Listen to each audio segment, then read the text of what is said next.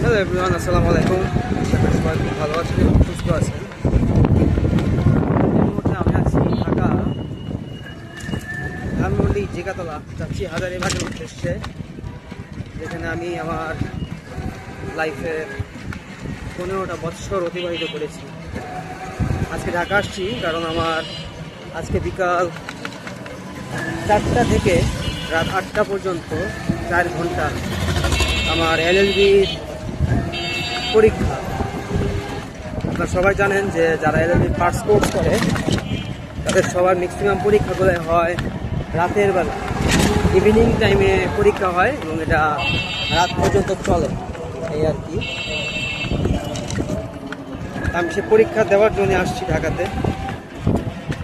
তো নামাজ ধরতে পারবো কিনা জানি না, মনে হচ্ছে যে না, ধরতে পারবো না।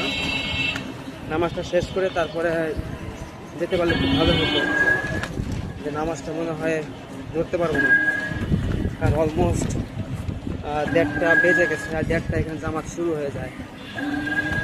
তো দ্যাটস ইট। তো আপনারা যারা যারা ভিডিওটা দেখছেন সবাই আমার ইউটিউব চ্যানেল সবাই সাবস্ক্রাইব করে দেবেন। হ্যাঁ, আমি যা বলছিলাম যে নামাজটা ধরতে খুব চেষ্টা করেছিলাম, নামাজটা ধরতে পারলাম না। অলরেডি এখানে জামাত দাঁড়িয়ে গেছে।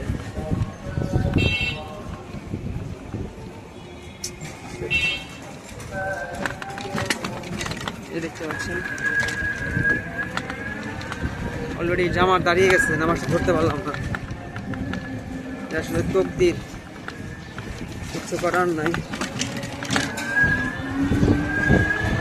ভাগ্য।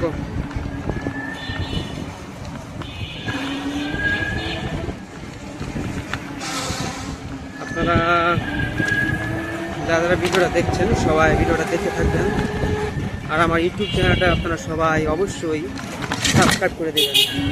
সবার জন্য রইল অনেক অনেক শুভকামনা এবং ভালোবাসা। সবাই ভিডিও দেখে থাকেন আর সাবস্ক্রাইব করতে থাকেন। আল্লাহ হাফেজ, আসসালামু আলাইকুম।